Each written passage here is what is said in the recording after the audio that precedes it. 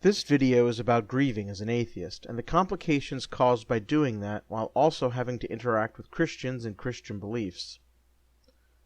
My father was undergoing cancer treatments for about 3 months before dying a few weeks ago of a massive stroke. The process of dealing with his diagnosis, treatment, complications, and eventual death has been an emotional journey, to say the least. My father was a fundamentalist Christian, as is much of my extended family. This made things harder for me in a variety of ways as I went through the grieving process, though on reflection I've been able to learn a lot about those experiences that I'm hoping to share with others through this video. For a little bit of background, I've written some on my relationship with my father and how it strained when my wife and I were forced to reveal that we were no longer Christians. Once our first daughter was born, there would be no more hiding our apostasy, given that there would be no baptismal or christening. Through the reveal and subsequent conversations, I learned that my father was even more theologically conservative than I recall when we lived together when I was a teenager. He was a young earth creationist who believed in a global flood, the 900-year-old humans described in Genesis, and he thought evolution was a lie.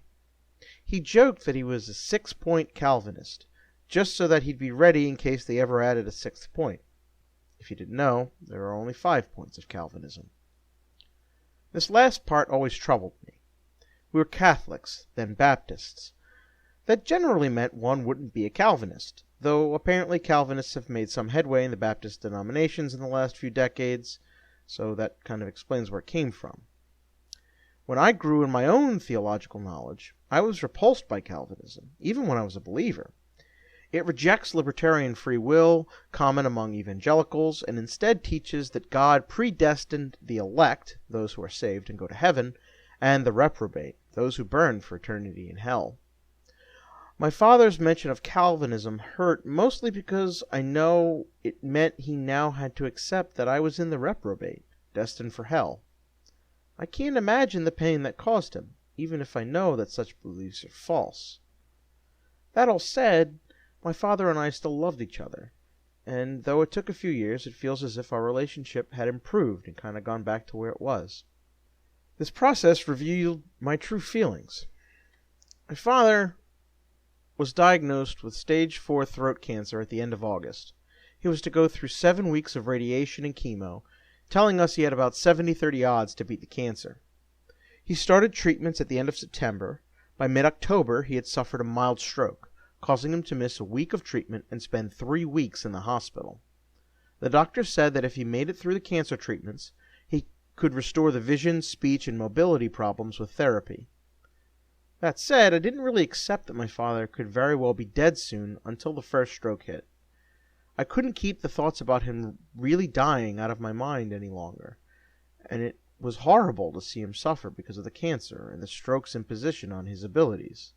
He fought against it all, taking risks, moving on his own without aid that made it all the worse. Processing all of this, what shocked me was the thought that I should pretend to be a Christian, or try as hard as I could to believe it again. This wasn't because if I was a Christian, I'd believe that I'd see my father again someday after he died. I'm prepared to face the finality of death and the loss of never seeing him again. The motivation to try and believe, or at least pretend to believe, was based on the idea that it would make him so happy now when he was suffering so greatly. I wanted to do something to really make him happy, and that was probably the one thing that would mean so much to him that I could do. That was just not going to happen.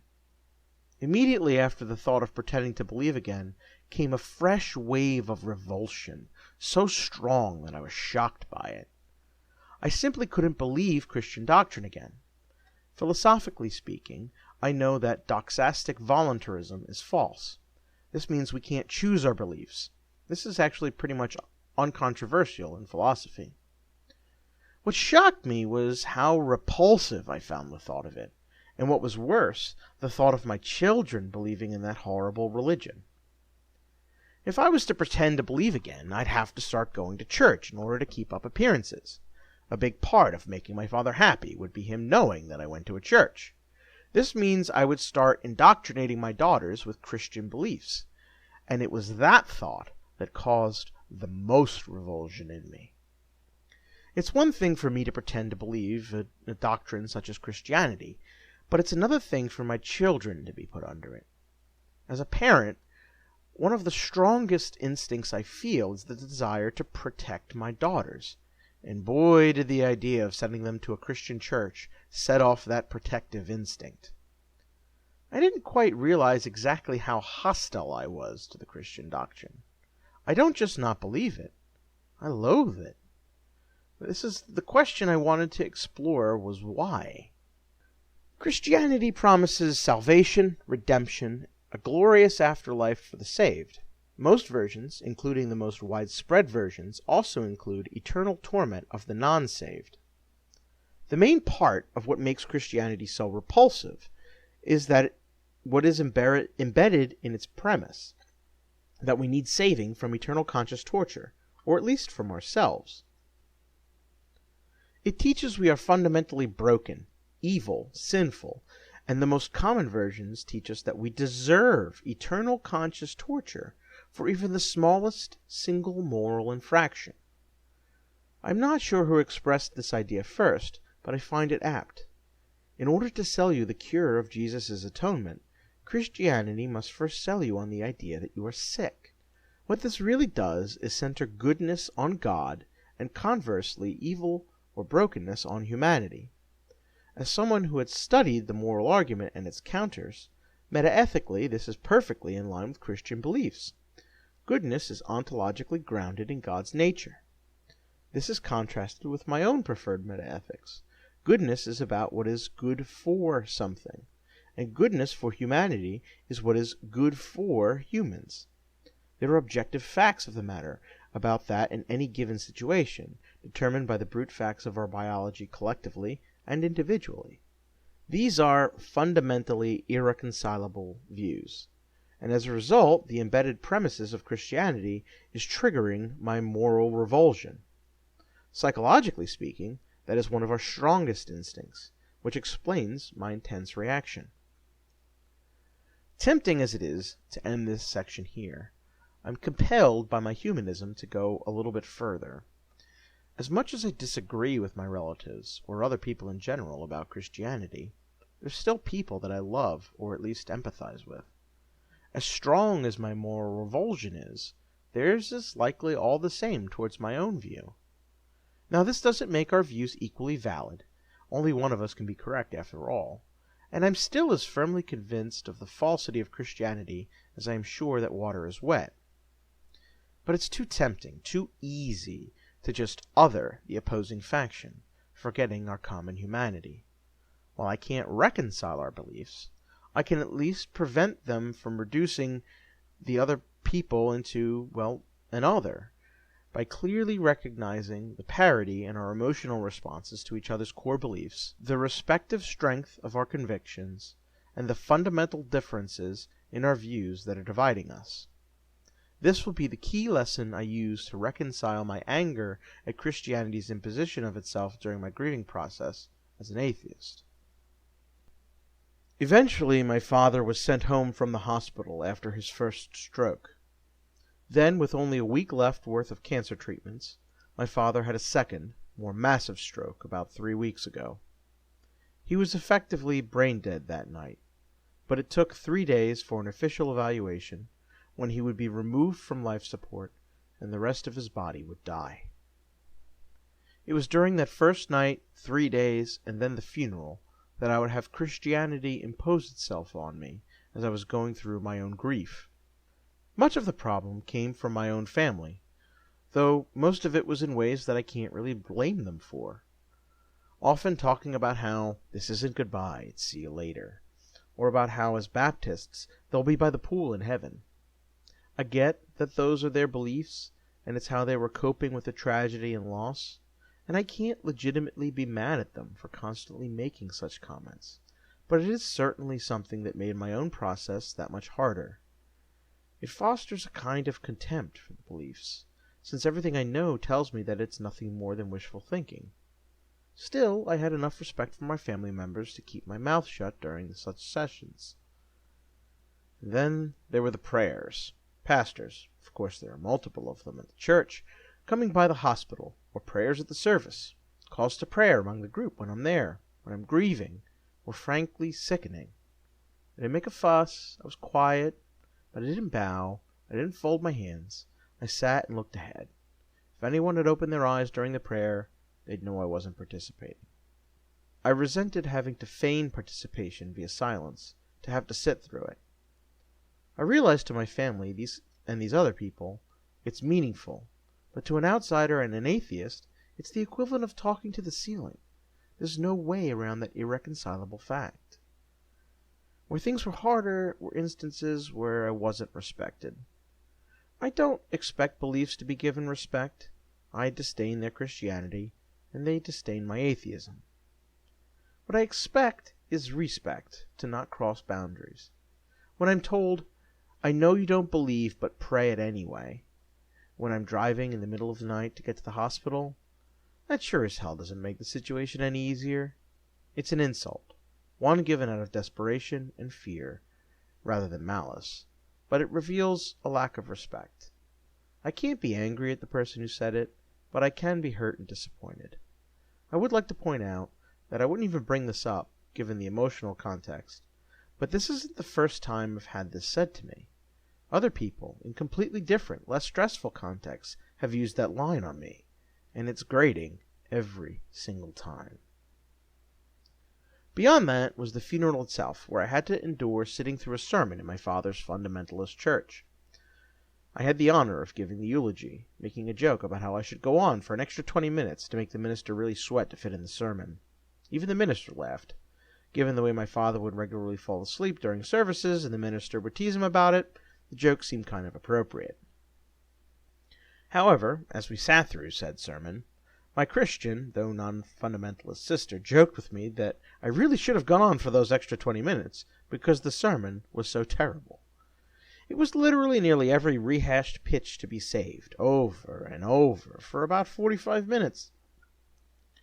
What galled me the most was that during the sermon the pastor referenced how he had just read an article about a scientist admitting that while he didn't want it to be true, and worked hard to disprove it, they've concluded that we all descended from just two people, Adam and Eve. The constant proselytizing while I'm grieving at my father's funeral was bad, but to have a blatant lie, such a straightforwardly disprovable statement, be made at my father's funeral, while also trying to make it look like science confirms the Word of God, was enraging. It took every ounce of restraint I had not to make a comment from the front pew. I really only kept quiet because I didn't want to further upset my stepmother. Later, after the burial, at the lunch back at the church, I told the pastor he shouldn't say such things, that we had to come from a minimum population size of about 10,000 due to genetic diversity. He asked what all that meant. I told him it meant we couldn't possibly come from just two people. He replied simply saying that yes we did, and that he really didn't read an article saying so.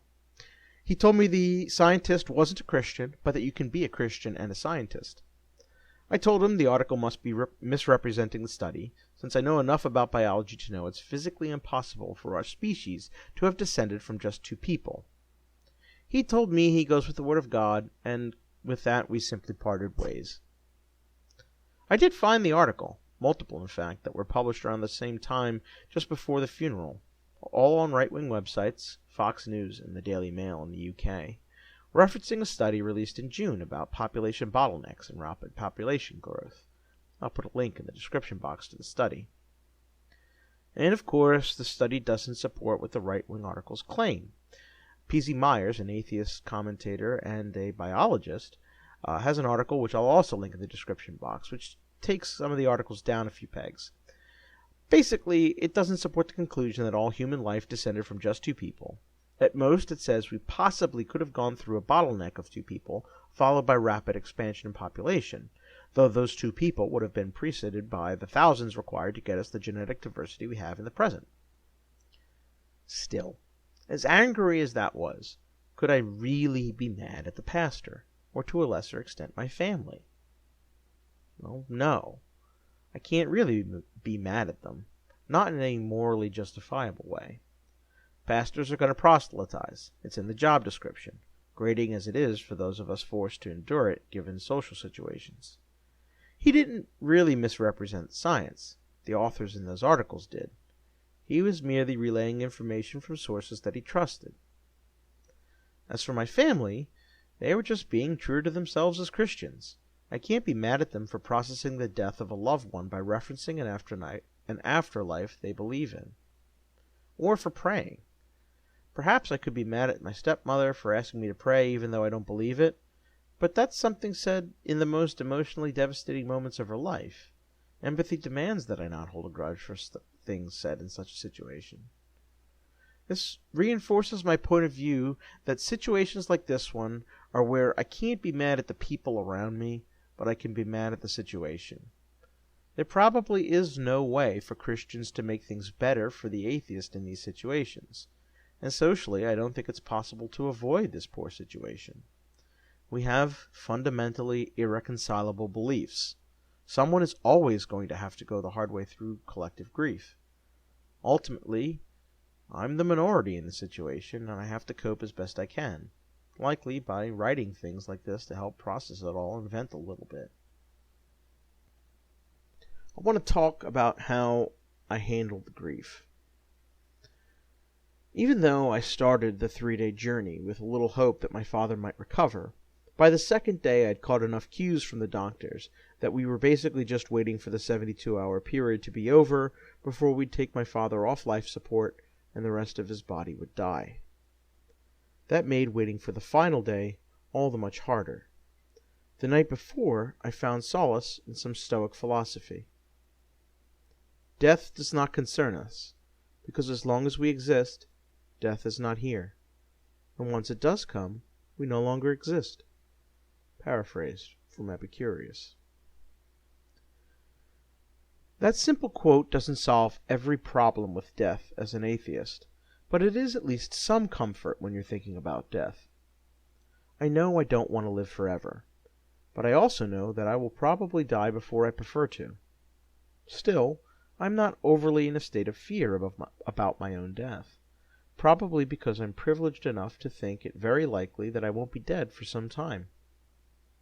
That said, my mortality does motivate me to live my life to its fullest, here now.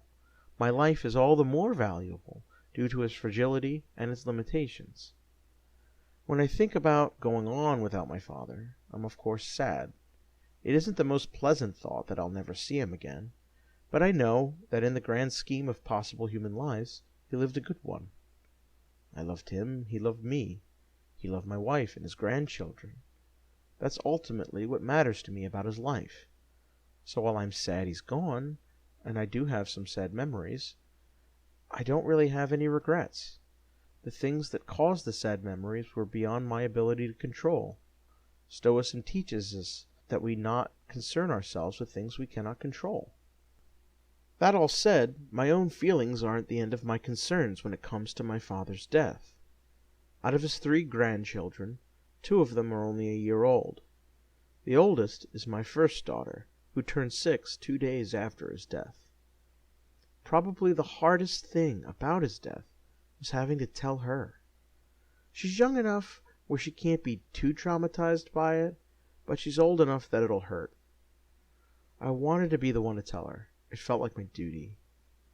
I spilled a lot of tears every single time I thought about having to tell her, because I didn't want her to suffer.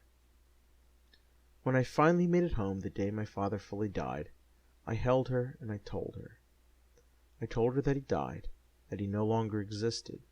I told her what was important was that he loved her and that she loved him.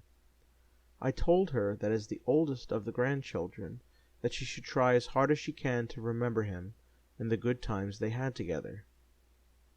She was sad, but when we asked if she had any questions, the only thing she asked was if my stepmother would be okay by herself in their house. I've got a pretty good daughter. As the funeral approached, I knew my daughter was going to be surrounded by religious talk and concepts of heaven and a life after death. I know that's all false, but she's young, and so I explained to her how those concepts are false, that there is no God, and how silly it is to think someone could see with no eyes, hear with no ears. To my surprise and comfort, my daughter laughed when I explained that last part, saying how silly it is. Later that night, after I had told her all this, I saw a tweet asking atheists what they'd tell young children about death. I tweeted my experience, having had to do exactly that. This was apparently a mistake, since it set me up for a round of some very special Christian love online. My tweet got picked up by a Calvinist blog, link in the description, where I was rather insensitively insulted by the commentators there. In the post, the author only asks, and what would he tell his 6-year-old daughter if she was dying? This question in turn got picked up and tweeted back out at me, asking effectively the same question, albeit far more insultingly.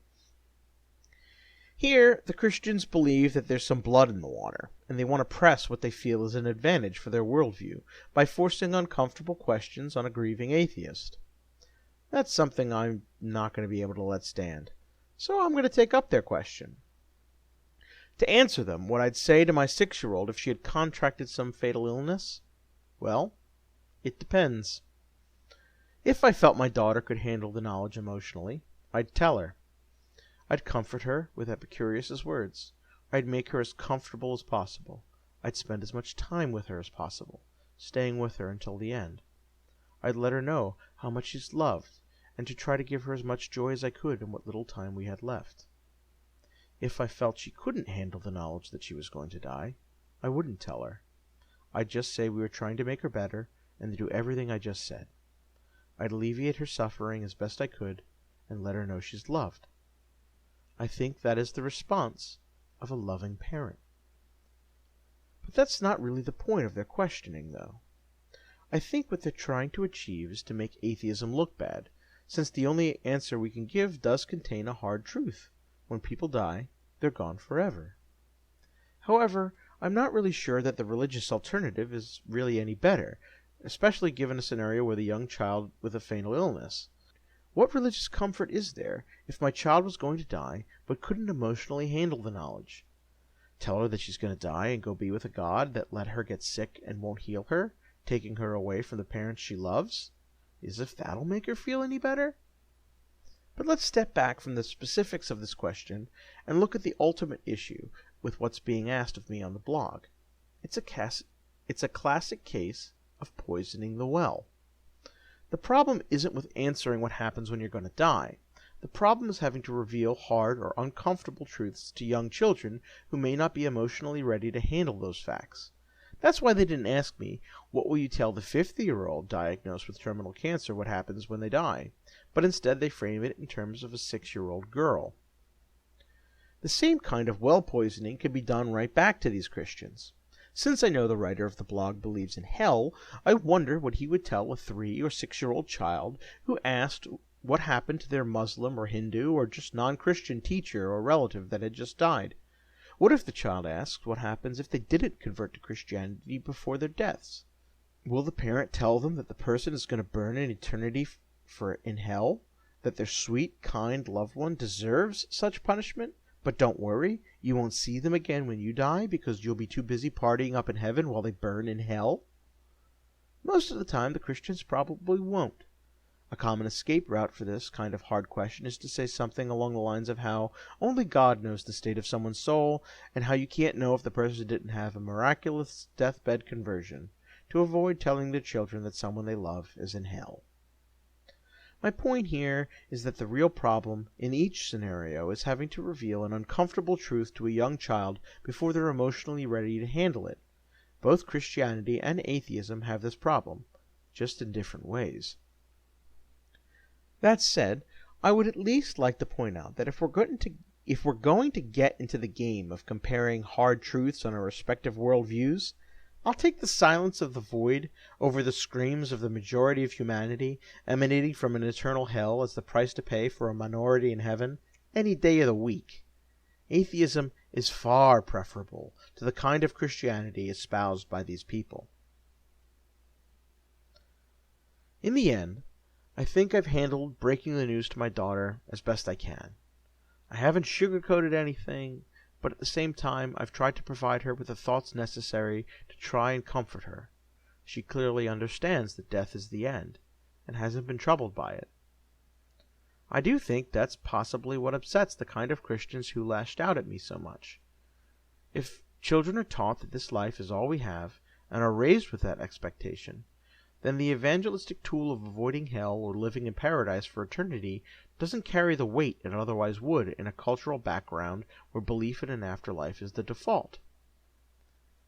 That said, the fact that this is the only life we have isn't the main lesson I want her to take from all this.